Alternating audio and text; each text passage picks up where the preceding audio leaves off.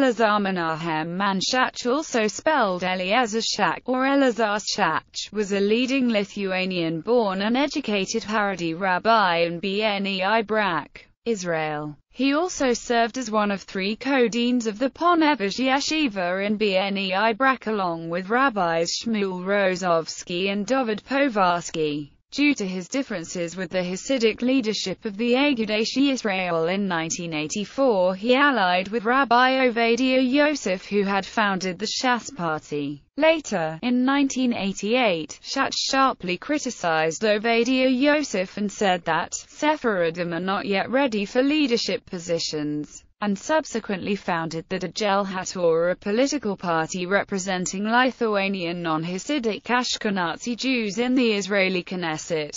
Life in Europe. Elazar Menahem Man Shach was born in Vabalninkas, a rural village in northern Lithuania, to Rabbi Ezedriel and Bat-Sheva Shach. The Shach family had been merchants for generations, but Bat-Sheva's family, the Levitans, were religious scholars who served various Lithuanian communities. Bat-Sheva's brother, Rabbi Oshani San Levitan, later became an important figure in the Union of Orthodox Rabbis in the United States. Elazar was an Alui. In 1909, at the age of 11, Shach went to study at the Ponevich Yeshiva, which at the time was located in the city of Panevėžys, Lithuania, and was headed by Rabbi Isaac Jacob Rabinovitz, known as Ravitzila Ponevezha. In 1913, Shach started studying in Yeshivas Knesset Yisrael. It was in this yeshiva that he had the opportunity to hear Talmud classes from its Rosh Yeshiva, Rabbi Moshe Mordecai Epstein. When World War I began in 1914, many of the Slobodka Yeshiva students were dispersed across Europe. Shach initially returned to his family but then began traveling across Lithuania from town to town, sleeping and eating wherever he could while continuing to study Torah. In 1915, following the advice of Rabbi Yechezkel Bernstein, Shach traveled to Slutsk to study at the yeshiva there. It was in Slutsk that he met Rabbi Issa Zalman Meltzer, and this was the beginning of a close lifelong relationship between the two. Shach also met Rabbi Yosef Yozel Horwitz, who had come to visit the yeshiva in order to introduce its students to the study of Musar. Around this time he also met for the first time Rabbi Moshe Feinstein, as Feinstein would often visit Meltzer at his house in Slutsk. In 1921, as a result of regional political changes, the Slutsk yeshiva split up.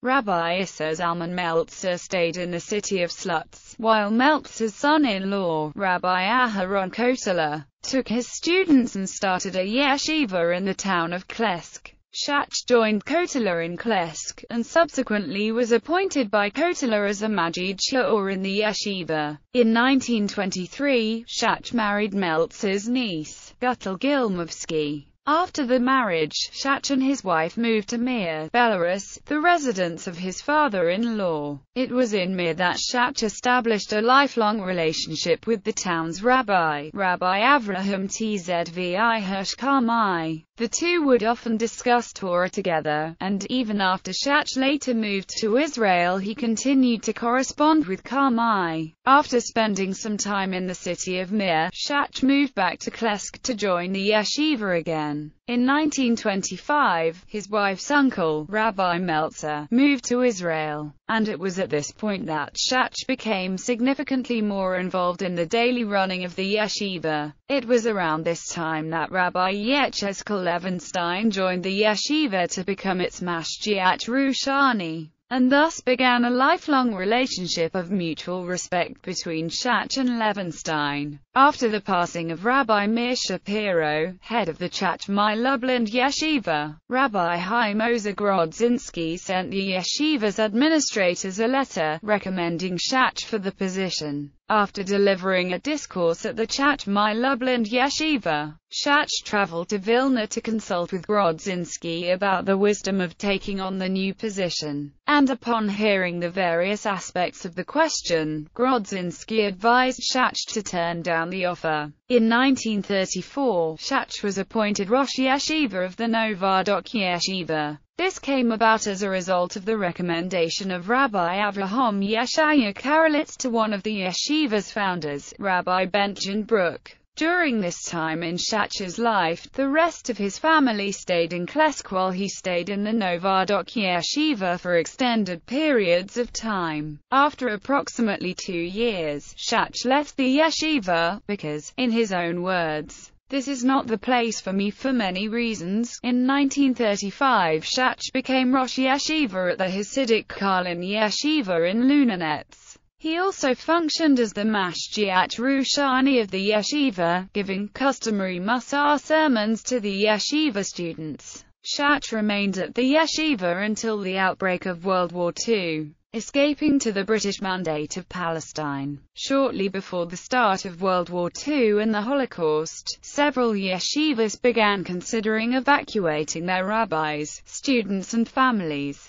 Aharon Kotler escaped to the United States, traveling across Siberia and arriving in the United States during the war. In 1939 Shach first went to Vilna, where he stayed with Rabbi Chaim Ozer Grodzinski. Later that year both Shach's mother and his eldest daughter fell ill and died. In early 1940 the Shach family decided to leave Lithuania. Shach's maternal uncle, Rabbi Aaron Levitin, had helped Kotler get emigration visas to the United States, but Shach, after consulting with Rabbi Yitzchok Zedivy Soloveitchik and Rabbi Chaim Ozer Grodzinski, decided instead to go to Palestine, where Meltzer was serving as Rosh Yeshiva at Etz Chaim Yeshiva in Jerusalem.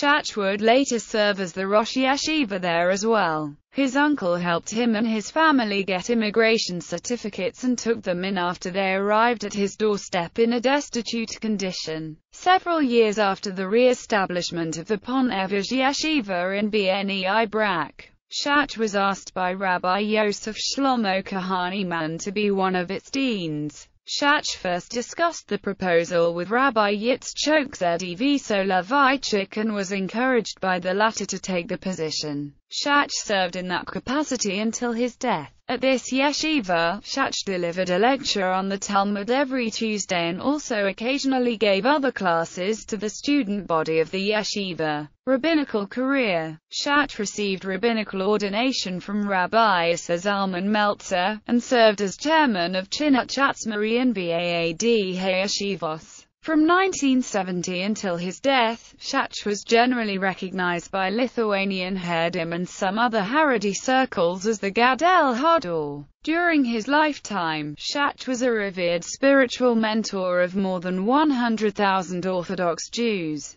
and was credited by many with promoting the concept of the Society of Learners in the post-war Haredi world. Under his aegis, the phenomenon of Haredi men studying the Talmud in yeshivas and kollels full-time gained popularity. Although this type of setup was unprecedented in Jewish history, it became the norm in some Haredi communities in Israel and the United States, with some financial backing and donations from Haredi communities, as well as subsidies to young families with many children from the Israeli government. Shach is also quoted as saying that although the yeshivas are the heart of the Jewish people, it is the Baalei Teshuvah who will be the ones to bring Mashiach. View of the Holocaust. Shach taught that events like the Holocaust occurred because the sins of the Jewish people accumulated, and they needed to be punished in order to rectify them. He said that God kept count of each and every sin, in a running count over hundreds of years, until the count amounted to 6 million Jews. And that is how the Holocaust occurred.